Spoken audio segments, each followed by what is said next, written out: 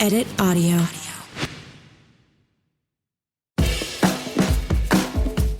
Hello, everyone. I'm Robin Hopkins, and this is Well Adjusting, where I talk to people about life stuff, but not in an NPR way. It's more like we're at the bar, having cocktails, getting into your business sort of way. It's giving drunk NPR. Oh, and producer Steph is here too. Hello. Hey, friends. Ooh, if you're like me, you might be in a space of worry for the current state of politics, both nationally in the U.S. and globally. And maybe you feel like it's really hard to talk to people that you disagree with. I mean, we're all witnessing families that are being torn apart, fights are breaking out. I mean, we had an assassination attempt recently. People are worried. So here at Well Adjusting, we thought it's time to talk politics, but we're going to do it in a well-adjusting way. Oh, and one note. Now, this episode was recorded in July, and we know that the political scene moves pretty darn quickly, so it's possible something could have happened since we recorded it. Regardless, the advice stays the same. So, today we chat, well, learning to communicate with people we disagree with. All right, so Tania Israel is with us today. Now, Tania was an expert of the day in our episode with me and my sister where we talked about navigating when you're on opposite sides of a political spectrum. So the episode was titled Across the Political Divide, and Tania was so amazing that I knew we had to ask her back. So I get an email from Team Tania talking about her new book, which is called Facing the Fracture, How to Navigate the Challenges of Living in a Divided Nation. I mean, could it be more perfect? So immediately the wheels started spinning for me. And I was like, look, we're staring down the barrel of this 2024 U.S. election shit show. I'm going to say it. And we all need Tania. We all need Tania. So I just first want to say thank you so much for being willing to come on the podcast and chat with us and to help us all. So. Well, I am so delighted to be back. And indeed, this is such a good time for it. Thank you for making this available to your listeners as a resource. Well, in a little bit, and this is what's going to be so interesting about this episode, is that we've got some recorded questions from our listeners that they're looking for your expertise on how to navigate the fracture. But first, I kind of wanted to know, you've written several books on this topic, and I just, I have to ask this question, personal Robin has to ask, did you set out to become a global communications therapist, or?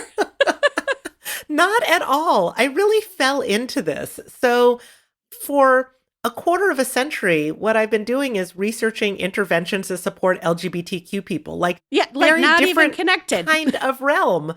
But back in the 1990s, I had started a group on where I brought pro-choice and pro-life people together to have dialogue with each other. And I learned so much from that experience that I've really brought forth. I mean, all of my work with LGBTQ issues, I've been dealing with people who don't necessarily see eye to eye with me. Yeah. And then we hit the 2016 election, and it was oh my gosh, we are having so much trouble connecting across the divide, and maybe there's something I can do to help. And I had been teaching listening skills for decades, and I had done this work, and so I started creating resources to help people bridge divides. I started with this thing I call the flow chart that will resolve all political conflict in our country. Love that flow chart. I love that flow chart. Yeah. You can even get it on a Thanksgiving themed placemat. So I'm like, let's make it simple for people. Let's give people really usable tools.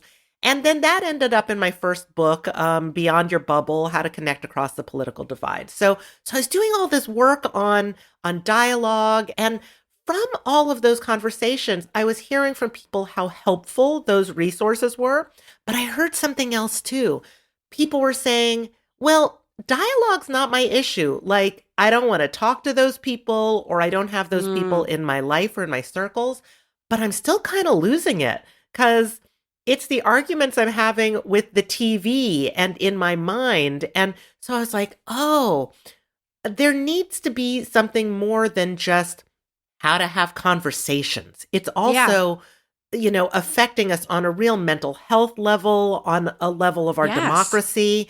And so my latest book really has to do with that whole broad range of the challenges that we're facing as individuals and how do we navigate them?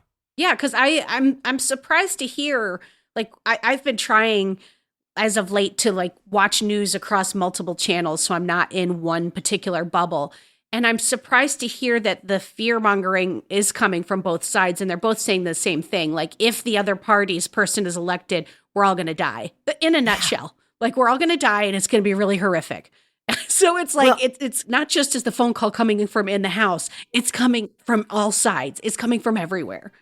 That is such a tremendous insight that you have there. Most people That's don't so rare realize that happens, Tanya. Thank you.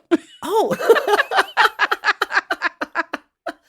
But most people don't realize, people are like, they're on their own side and they're like, wow, the other side's a real threat to my side, who is just being caring and benevolent. And, we're all like nice puppies.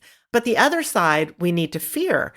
But both sides are feeling that and saying that. And a lot of that has to do with the way our minds work. So this is where, as a psychologist, I try to bring in things around our cognitive biases and how we're perceiving the world and how we're perceiving ourselves and the other side that actually kicks up our fear.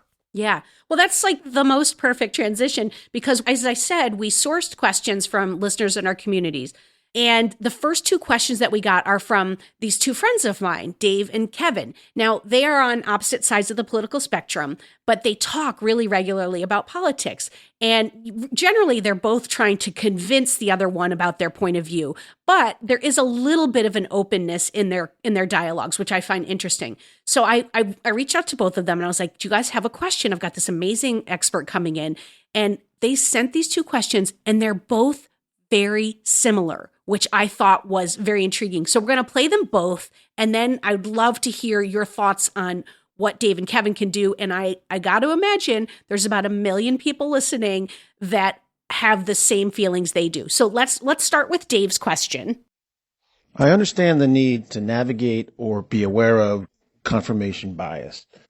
But what if the person you're dealing with is missing facts at the most fundamental level? The example I'll use is Fox News' coverage of, or lack of coverage, of the January 6th hearings. And there's examples going from right to left and left to right. But they didn't cover those hearings. And as a result, some very basic facts didn't reach the eyes and ears of those viewers or avid Fox viewers. So the question would be what to do with the person you're dealing with when they are indeed missing facts. Okay, interesting. Now let's hear Kevin, Dave's sparring partner. Let's hear Kevin's question. Here is my question. And I have this before the assassination attempt. How are we supposed to reconcile / respect family members, friends, when every fiber of my body believes that they have it wrong and are complicit in accepting and supporting policies that not only common sense, but what we're witnessing, experiencing, show are really an existential threat to this country? That what their policies and beliefs about the party they align with is actually disfiguring this country as we know it. The conversation of yesterday was much less consequential. Today's concerns will forever change the fabric of who we are as Americans. I sometimes feel so arrogant that I think I have the moral high ground, yet I can't help but think I do. The yesterday parties, disagreements, we could still align with the love of country. Today, it just doesn't feel like that. So how do we reconcile? How do you listen to people that you love, but just don't have respect for what they're thinking, that you think they're being brainwashed, and they think the same thing to you? How do you reconcile that if you really believe that to be true? Woo is what I want to say coming out of those two questions. Like, those are very big questions that have a very similar kind of through line, right? Like, Dave's talking about, the other side does not have facts. Like, this person does not have the facts. And then Kevin is saying, but your beliefs are going to ruin the world. So it's like, Tanya, help us. All right. Please. I got this. Okay. The first thing is, one of them mentioned confirmation bias. There's a much greater understanding these days in the general public about confirmation bias, which is where we tend to focus on things that confirm what we already believe to be true and ignore or dismiss information that conflicts with our existing beliefs. Yeah. And we're much more aware that that happens to people on the other side. Right? It's really hard for us to see that we're doing that too. And we all are. So let me take, the January 6th hearings as an example. All of the people in my circle were in rapt attention on the January 6th hearings and also aware that, the news on the other side was just not covering it. Right. So I thought about this and I remembered something. I remembered what happened with the Benghazi hearings, which is that it wasn't on my radar. Like the only thing I knew about it is that Hillary Clinton had to sit through hours and hours of and she kept making that face. She kept making that face. And she had so it a was just face on that was like, oh, come on, people. And was very dismissive of the whole process. And so everybody I knew was just dismissive of the whole process. We weren't paying attention to it at all. But let me tell you, people on the right were in rapt attention on that. So I forgot about that. That's a really, really good point. Because when I heard Dave's question, I was like, yeah, right. I know. And of course, everybody's, having their own reactions to what I just said. They're like, I'm sure. Because we want to defend our own view and our own perceptions. But one of the things that I've been trying so hard to do lately is shift it a little and say, is there some way that I can understand this other perspective? Is there some way that my experience is giving me insight about someone else's? And so that's where, thinking about the Benghazi hearings really put things in perspective for me, because I was like, oh yeah, I know what it's like to not pay any attention to what's going on in a congressional hearing that other people think is the most consequential thing happening. Yeah, I have to, if I'm owning up, I'll say that during the 4 years of Trump, I was glued to the television because I just kept saying, they got to see this. But then as soon as Biden came into office, I was like, yeah, no, everything's fine. And I stopped paying. I was like, things are going how I like them. And then I just kind of stopped. I didn't completely stop, but my attention was certainly less. Absolutely. And there's a couple of things happening, here. One is, the media is giving us certain things, but we're choosing what media we're paying attention to. Yeah, and so we are choosing media that's reinforcing what we already believe to be true. And then we love it because the media is telling us so we're absolutely right in the way that we're thinking. So we just eat it up and, keep doing more of that. And at the same time, then what we're seeing is sort of creating this reality for us that we're like, well, how can they not see how important this is? Because it's in front of us every day. So It's the media combined with our minds. And our perceptions that we're then having of people on the other side. And we think, oh, well, they're ignorant because they are not aware of all the things that I'm paying attention to.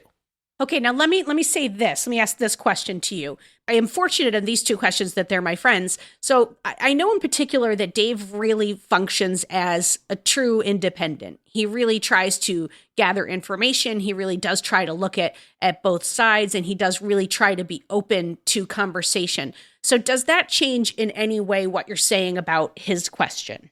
I mean, I think that that's where we all ideally will be, is that being open to trying to understand another perspective, not to change our minds, not to change our minds about an issue, but maybe to change our minds about the people who see things differently than we do. Yeah. So that if we can recognize the way our own media is biased, and if we can try to understand a little bit more the context for other people, then, what we call it in my field is intellectual humility, which means that we just recognize that our own view is somewhat limited, that there might be other ways of seeing things that we can be respectful of and curious about. Yeah, that's interesting. Well, and that kind of takes us into Kevin's question a bit, which, like I said, is slightly different. He's a little more like, how can the people I love think this way? Yeah. And the threat to American society and to our democracy, is the other thing that I'm really hearing there. So I'm going to go back to January 6th, but a slightly different angle on it. So January 6th, very upsetting thing happened at the Capitol. Like everybody I knew was calling, do you see what's happening? Oh my gosh, this is like terrifying. But then sort of immediately after that, why isn't everybody feeling this way? Why are people on the other side seeing this as such a huge threat to democracy? And I really took that on as a question. I was like, really, like, where are they coming from? What's going on here? And so I started looking into, like, what are they seeing and what have they been seeing leading up to this? And what I found was that, so there were these riots going on, these protests going on, started out as protests, but but in Portland, Oregon, in the fall, the months leading up to January 6th. And actually New Year's, there was like a major event that happened there, like firebombing the police, blockading a federal building, all of this. And I was like, oh, I was not, frankly, very aware. I knew there was something going on in Portland, but it wasn't on my radar so much. It wasn't being covered in the media I was watching. My friends weren't talking about it. So I started asking my friends, hey, do you know about this thing that's been happening in Portland? And they're like, not really. Like, it wasn't such a big deal. But it turns out that the media that's more on the right had been covering it every day. And it was like in front of them all the time. And you see these protesters who are embattled with federal law enforcement, who are, like blockading a federal building. And then on January 6th, it didn't look so different, what was happening. Yeah, you're seeing the footage too, right? Yeah. Exactly. Because I started watching the footage of people like literally throwing fire at police officers. Yeah. So this is, again, this sort of, is there something that I can understand about how the other side might be seeing this that will at least make it reasonable in terms of how they're responding?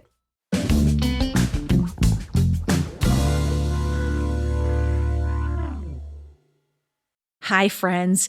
If you listen to this show, then you know it is never a bad thing to ask for help. And sometimes we might even need help on a cellular level. I mean, who would have thought? And that's where our friends over at Timeline come in. Timeline is a Swiss life science company that has spent 10 years doing research to bring their product MitoPure to the market. 10 years, folks, that's a commitment. Now, on this show, we often talk about what happens over the long term, and unfortunately, aging is a part of that process. So are you ready for a quick science lesson? Okay, great. Mitochondria are our cells' power generators, okay? They're a key influence in how we age. And as we get older, mitochondrial efficiency, it naturally declines. And that's where MitoPure comes in. MitoPure is clinically shown to give our cellular energy generators new power by triggering the body's natural process for removing and rebuilding damaged mitochondria. You can think of MitoPure as like little Pac-Men in your cells just chomping up the damaged mitochondria that make you feel tired, and they're going to recycle it into new healthy ones. Now, you can take MitoPure in two ways. Talking soft gels for when you're on the go and you want something super convenient, or they have a berry powder mix, which can be incorporated into breakfast. Maybe, your daily yogurt, your smoothie, or if you're me, a Coke Zero. So taking 2 MitoPure soft gels a day for only 2 months, it can help you feel big improvements in your cellular energy, muscle strength, and endurance. After 4 months, you'll feel yourself getting stronger and experiencing less inflammation and recovering faster after workouts. I mean, who would not want that? So Timeline has a special offer for you, my amazing listeners. Timeline is offering 10% off your first order of MitoPure. You're going to go to timeline.com/RobHop. That's TIMELINE.com/RobHop. Go get it, folks.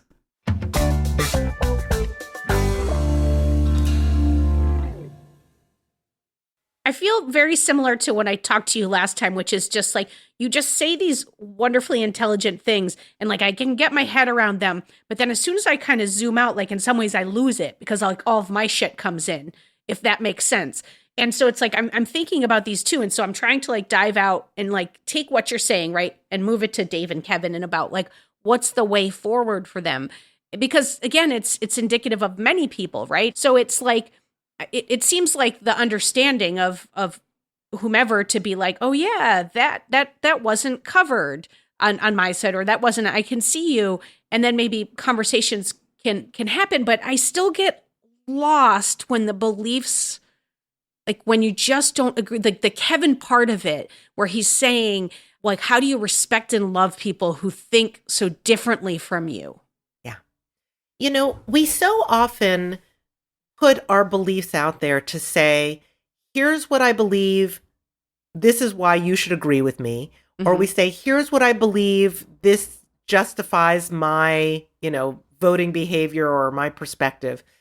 We so seldom say, this is what I believe. These are the limits of my understanding of this issue, or these are the limits of my perception. What am I missing? And this is where other people who disagree with us can be such a benefit to us, is by filling in some gaps. If we can actually get to the point where we'll put our views out there in that way to say, okay, here's everything I'm hearing about this. What am I missing? What rich conversations we can have with that question. That's a really great question.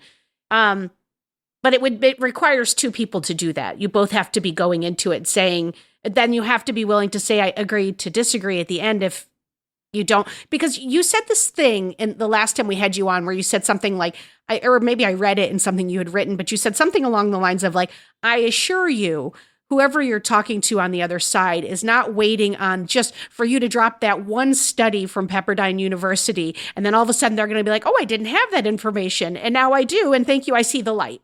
Like, that's just not going to happen. And I've been thinking about that since then, but I'm still not sure what to do when you are just never going to see eye to eye. So you said, well, you need both people to be doing that, right? And so I would say, actually, no. Because when people are talking, I always ask people like, well, why are you interested in connecting with people across the divide? There's 4 answers to that question. People say, I want to maintain a relationship with somebody and we're having trouble doing that. Some people say, I want to persuade or convince. Some people want to heal the divide or find common ground. And some people say, I simply cannot understand how people can think or act or vote as they do. And I want to gain some insight.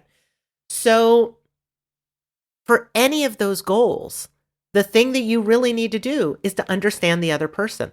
Even if you're trying to convince or persuade somebody, persuasion is not about prosecuting a case. It's not about like, I'm going to lay out all these facts and figures and now you're going to come over to my side. That's not the way people work. So it's really a matter of trying to gain insight. Like, that's going to help us to achieve any of the goals that we have in terms of engaging with people across the divide. Yeah. I do a lot of persuading and as a default setting. And it's like, I'm trying to do less of it, but it's really hard because it's just like, it's like I catch myself like going, I'm going to be open. And then I just like, I drop everything and I'm like, but you can obviously see this, and this. And it's just not helpful to anyone. Like, because I never persuade anyone. I don't think ever. You are not alone in that. And as much as we believe in science, we don't pay attention to our own data of this has worked 0% Zero times. But maybe this time is the one. Right, exactly. This is going to change everything. So I think that that's important to think about, like, why is that the thing that we do? And there are psychological reasons, but there's also reasons that it's the model that we see. That's what we see in the media. Programs, they always want somebody on the left and the right, but they don't want them to come together to say, hey, what am I missing? No, they come in with talking points. They come in with a spiel. Yeah. So we think that's what we're supposed to do in our conversations with other human beings. And people think that they're supposed to have a debate. But here's the thing. In a debate, like even in an actual debate, when you're laying out all of your points, you never expect that the other team is going to go, oh, wow, you're right. And like come around to your podium and be like, oh yeah, I'm on your side now. That's not going to happen. Can you imagine? I know. I think it would be great. I would love that. But it's never going to happen. And part of the reason for that is in a debate, we're not actually trying to convince the other team. We're trying to convince an outside evaluator, a judge, an audience, the voters. And we think then that in a one-on-one human conversation, we're supposed to be doing that. Well, that's not what we're supposed to be doing, but we don't have a lot of models of what that kind of human conversation looks like. Yeah. The key is, what am I missing? That sounds like the key. I That think we so. got to take off our newscaster blazers and we have to say, what am I missing? Yeah, absolutely. Okay. All right. Well, so we have another question from Brett, and he's got parents living in a deep Ohio Fox News bubble. So let's play that one for you. I've tried to ignore this before, but now that it's an important election year, I feel like I need to address it. My parents watch Fox News all day, every day, and I do think it's warped their sense of reality of what's going on out there. Any insights on what to do? Well, obviously, persuasion. No, I'm just kidding. 0% of the time has that worked. And okay, I love this question because it has to do with how we're consuming media. And we think, oh my gosh, well, we want to stay informed. Being informed is a really good idea. And the news is very important. So it's fine to have that on absolutely every waking hour. And I know people, there are certainly people who are watching Fox News 24/7. There are people watching MSNBC 24/7. Yeah. People are just steeped in it all the time. That's actually not the healthiest way for us to consume news. And we got to figure out how to consume it in healthy ways before it consumes us, because it's really driving us in many ways. So one of the things about it is, first of all, there's not enough information to fill up 24 hours. So they just keep doing the same things over and over. And a lot of it's commentary. And they have to keep it emotionally activating to keep you engaged. And that constant level of emotional activation is actually bad for us on a very physical and mental health level. Yes. You know what's interesting is, so just for our listeners, we're recording this probably 6 weeks before this is airing. And we're recording this not too far from, we just had an assassination attempt, and Kamala is now our presumed Democratic running candidate. And I will admit that I was so steeped up in this change of Kamala that I was like, I could not turn off MSNBC for probably 4 days. I just was I better just check in and see if anything's happened now. And I noticed, and I was trying to flip to Fox to see what they were talking about, to see how they were starting to paint her. And then I was flipping to CNN, and I was like, I saw very quickly a really interesting thing was happening, that MSNBC was just wall to wall Kamala. It was just, and at the time, that's what I needed, because I was just I had been in a dark place about the prospects of Biden, but I noticed I was really struggling with shutting it off. And then I also was like, hey, there's an FBI, the woman who was running the FBI at the time, there was a hearing going on with her. We literally, whether you like Trump or not, it's horrific that someone tried to kill a former president and a current president candidate. And they were not even touching that. And there was news that was happening. CNN was trying a little bit harder to give us a little more news, but I got swept up, and I'm trying really hard. So I just imagine Brett's poor parents, I'm making an assumption that they're a little bit older and they're, in Ohio. If you're not trying, how easy it would be to be swept away. Yeah, absolutely. And I mean, I'll admit, I actually did a deep dive into TikTok for a few days there, and learned all the dances with the coconut dances and stuff. Yeah, exactly. it was delightful, and I'm like, I should not be spending this much time on TikTok. I was aware and had trouble stopping. Yeah. So one of the things that's helpful to keep in mind is notice when you're doing that. I mean, it's good if you notice, and that's something that's different from usual. Yeah. But it's good to be intentional about our news consumption and our social media usage. And the way that we can do that is have the baseline that we don't have it on, turn off our notifications. And then when we want to get something from that, think, okay, well, what do I want to do? I want to tune in. Okay, I want to know what's going on in national and global news. I'm going to do that for 15 minutes, and then I'm going to come back out of it. You can even set a timer for yourself. So that's what being intentional looks like. When it is driving us rather than us driving our consumption of media and social media, that's when things get really out of whack. And honestly, having the news on all the time in the background, people don't even recognize how it's affecting them. And I think people who are home a lot may do that just to have something on. And, you can't have like something with a plot on in the background because then you can't go into the kitchen and get a snack or whatever. But the news, you can just always have the news on and it feels important. So it feels like that's okay. It feels like you're doing something. It feels like, as I've gotten older, it's like, I should be informed. I should be, I should know what's happening, but I don't know that I am getting informed.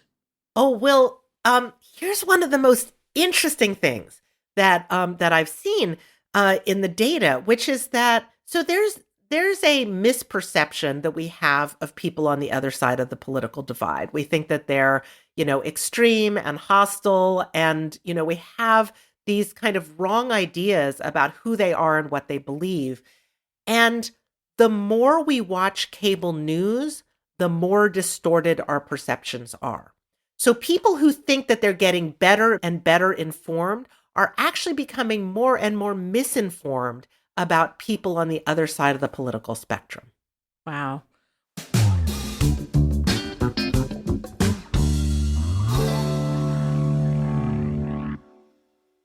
Ooh, let's go back to the question just a little bit with Brett. So what you're talking about is if I recognize I'm doing a thing and I should not, but it's his parents, and they might just be like, I'm just fine, just how I am with my 24/7 Fox News consumption and my distortion, or not knowing there's distortion, is there anything to be done? Or is it just like, well, that's their journey and you have to just set some boundaries? What's the best course of action in that? Well, you can always gift them a copy of Facing the Fracture and bookmark chapter 2. Well done. Well done, Tanya. But it is something where it's helpful for us to recognize how the news is set up. I mean, I'm old enough to remember when news was on for half an hour in the evening. There would be the national news for half an hour, then the local news.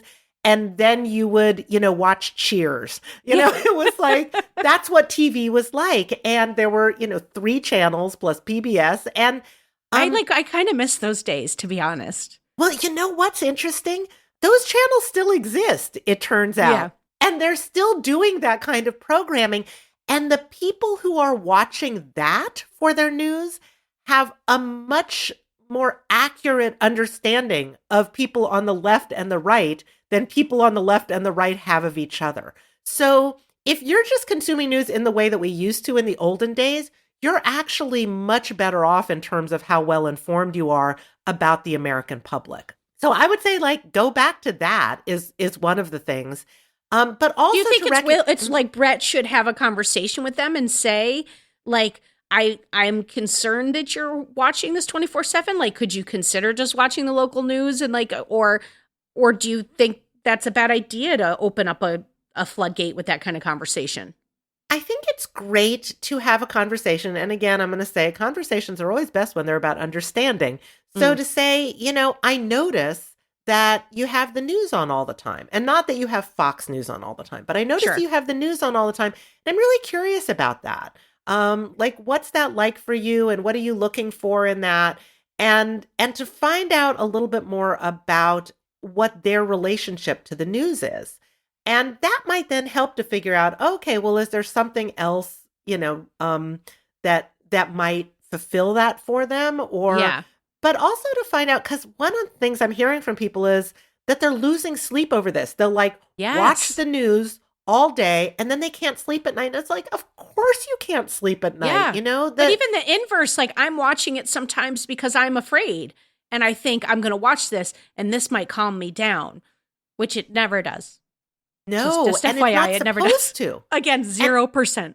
Right. So I think recognizing that the news has changed so that it, because it's on 24 hours a day, it has to have a lot of commentary, and it has to say everything is urgent and breaking when it is not. And, I always think, okay, I can wait till tomorrow to find out that happened. That me knowing this right now is not going to make a difference about anything. So I think recognizing sort of our relationship to it and the way that news has changed in ways that are really trying to keep us engaged in an emotionally activated way. Yeah. What's so interesting about that is it's like, well, we got a country of, if we're speaking U.S. centrically, right? Well, there's a country of like 330 or 350 million, something like that, right? Less than half of those people vote for the presidential election. I can't even imagine the percentage of people that vote on the local level. But what is so interesting is that we've all gotten so bunged about just this one vote, and we've all decided that it's the end of the world. But really, the things that impact your life, I've just been thinking a lot about this lately, that impact you so much more severely, like zoning, taxes for school or, police or whatever, those all happen on the local level. And we're kind of not paying much attention to that. Yeah.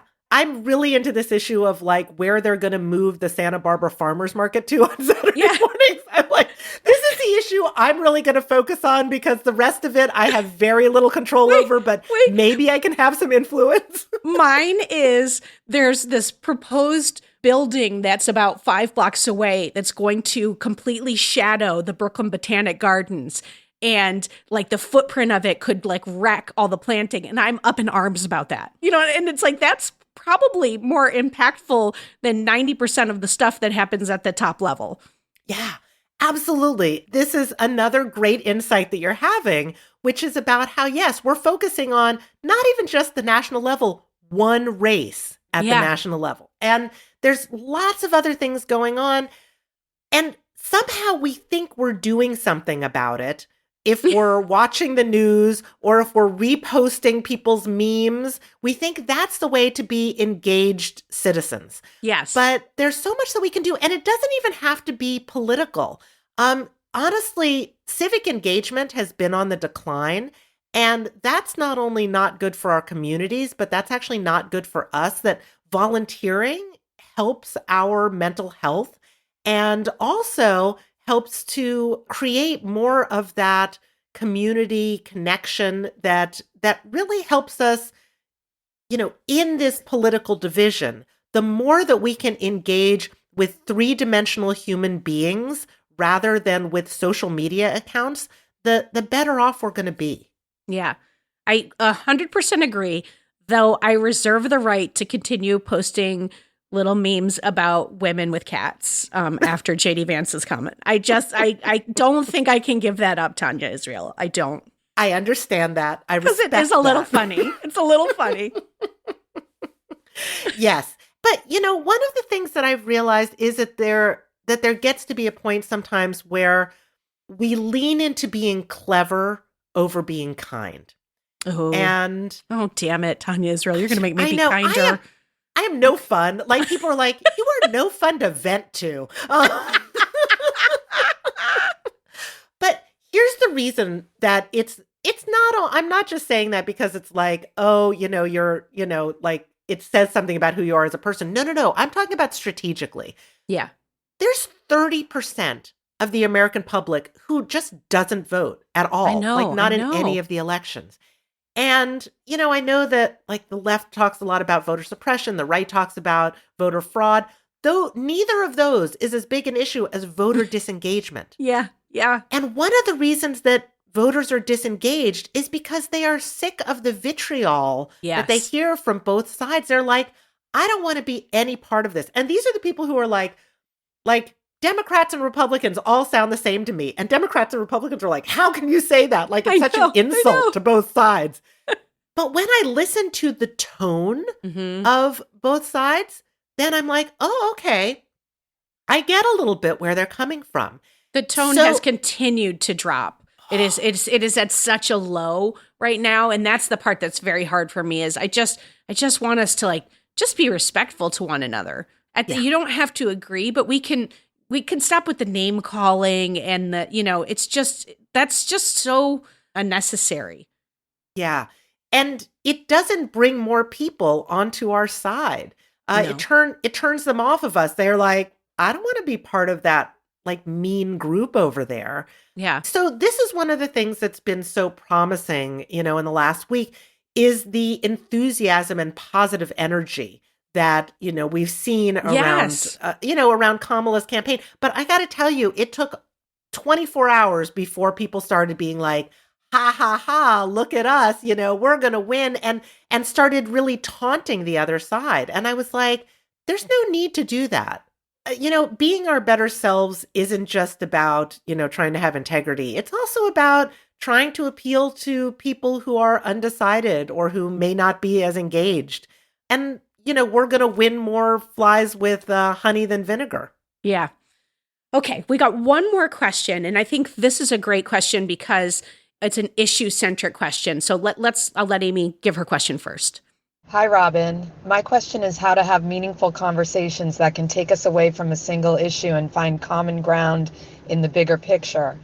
For example, how do we get away from a divisive topic like pro-choice versus pro-life and have a discussion around women's rights being politicized and the repercussions for all women? We all take a big breath on that one because there is no doubt that women's rights are in danger. Like we can talk about whether democracy is truly in danger, but women's rights are in danger. That's a fair statement? Can I say that, Tanya? Or are you going to tell me no? Well, I'm going to tell you, it's definitely the perspective that many people have. It's Damn it, definitely Tanya. Okay. not the perspective that other people have. That is true. That is true. Yeah. So how do we get away from a single issue and take it to a broader perspective that only our side sees? It's broader in some ways, but not in others. I actually think that, we can take any issue. Like somebody can say, wow, I'm really seeing that women's rights are at risk right now. And here's all the evidence for that. And then what am I missing? Right? I did it, Tanya. I did it. And then we find out, okay, how is somebody else seeing this that's maybe not the same way that we are? It's super informative. I mean, it makes those conversations with other people valuable to us because we really don't get, like, how can not everybody be seeing it this way? Yeah. But here's someone who can help me understand that. And I think if we take that as an opportunity, it shifts the whole vibe. Mm-hmm. So let's just put, now Amy, I don't know if Amy is on this side, but let's just put Amy as a staunch supporter of pro-choice, and believes, maybe Amy's got a daughter who's a teenager and believes that she's concerned for her safety and her future if she were to accidentally get pregnant or if she were to be forced to carry a baby to term. And she's in this. She feels it. She's got all this at stake. What does she do? Like she says what am I missing? And she hears from this other person. And now I'm making all of this up, but I'm just trying to lay out a situation. She hears from the other person that it's a direct in conflict to their religious views. And they believe that, life begins at conception. And she's like, okay, I hear you. Then now what, Tanya? Like, does Amy just have to just know that about that person and then that's who they are and then go about trying to inform change in her life and in her circles and her circle of influence? What does Amy do? So I'll say, yes, she might hear some religious arguments, but she also might hear somebody say, I'm saving children, like right. That's really like, I'm saving babies. They don't have a voice and I am their voice, and it's the same way that people typically more on the left are like gun control to save children. Like we're saving children. Like everybody's trying to save children. And if we can be like, oh, you care about saving children. I care about saving children. We view how to do that really differently, but we both think that it's the responsibility of adults to try to protect children. Like, I guess I just don't know what to do when you get to that point of like I can say, I see that you're trying to save a person. But then I'm like this, I still feel that's not the right way to go about it. So Well, great. that's where I get lost. Then that's where you go ahead and you do your advocacy and you do all those things, but you say, oh, I'm not going to try to convince this other person because I can understand like what motivates them. And they're not motivated by trying to restrict women's rights. Like that's not their motivation. Right. We're always putting it out there that like, on the pro-choice side, we're like, oh, they're trying to restrict women's rights. And pro-life people are like, that's not what I'm trying to do. That's not the motivation, I'm going to say, for the vast majority of people who consider themselves pro-life. That's Right. not what they're trying to do. They're trying to do a different thing. And people on the left would be like, well, the thing you're trying to do is restricting women's rights. But I think, okay, I'm going to tell you my favorite cognitive bias is called motive attribution asymmetry. With motive attribution asymmetry, we think that we are driven by caring, by benevolence. We're trying to make things better. And the other side is motivated by hostility and selfishness, and they're a threat to us. And both sides think this. Yeah. So if we can correct for that misperception, that bias in some ways and say, oh, they're not actually trying to attack me, then one of the things it does is it's like, okay. Definitely takes the temperature down for sure. It takes the temperature down.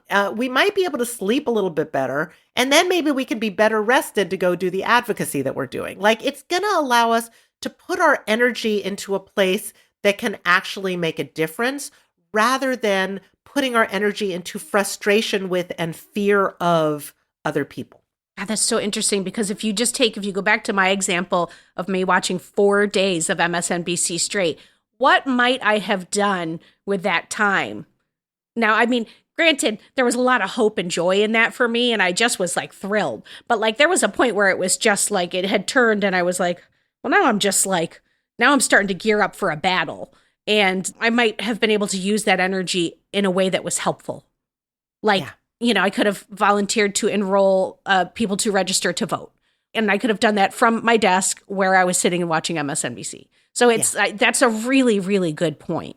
Yeah. I've been thinking about this, how we frame the other side and how we're always talking about how the other side is, all of these negative things. And I thought, it's so much easier to knock our opponents than to knock on doors. What's shit. Actually that's a bumper sticker. Right. That was good. Let's make t-shirts, Tania. What's actually going to make a difference in this election is voter contact and getting more people registered to vote, getting more people voting. 30% of people never even try to vote. And so, gosh, if we can reach them, but we're never going to reach them with our vitriol and our self-righteousness. We're going to reach them with our curiosity and our kindness. Wow. All right. So final takeaways, anything that didn't come up in your brilliance that you want people to walk away hearing? Yes. Buy my book. I will say that for you. Thank you. And it's not even what I was going to say. What I want to tell you about is the bridging movement. There's more than 500 organizations that are working on bridging divides and strengthening our democracy. And most people are completely unaware of that because it's not being covered by most of the media. I did not even know that was a thing. I think that's so incredible. It's so incredible. Okay, so the thing you should do, everyone should go to the Listen First Project website and sign the Listen First pledge. All that means is like, yes, I will listen. But really what will happen is that every Friday on Listen First Friday, you will get an email that's going to tell you about something that's going on in this movement, this organization and what they're doing. And it makes me feel so happy and optimistic about other people, about other Americans, about the future of our country. And it also gives so many opportunities to get engaged in something that's really, I think, going to help to strengthen our democracy. Oh my God, that is such a wonderful, wonderful takeaway. Please tell people where they can find your books and you, and like give us a hub for where everyone can get you. Absolutely. The book is Facing the Fracture: How to Navigate the Challenges of Living in a Divided Nation. You can get it anywhere that you get your books. So do that.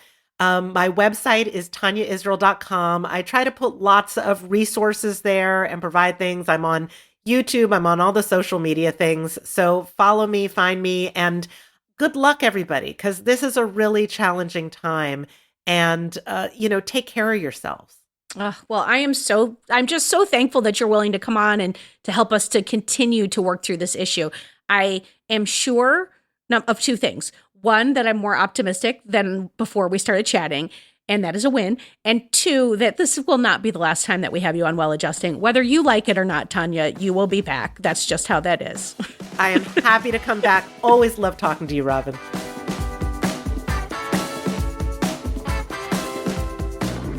For more Robin, and you may need that, you probably don't need it, but if you do, you can follow me at Real Rob Hops on all the platforms, all the socials, as the kids today say. Well Adjusting is an Edit Audio original series. It's exec produced by Steph Colburn and Robin Hopkins. Our producer and editor is Maria Passingham, and our production manager is Kathleen Speckert.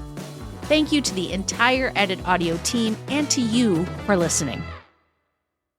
Oh, hey, before you take out those AirPods, this show is just for entertainment. If you are in need of help, please, please, please reach out to a professional. Go ahead and get that help. You deserve it.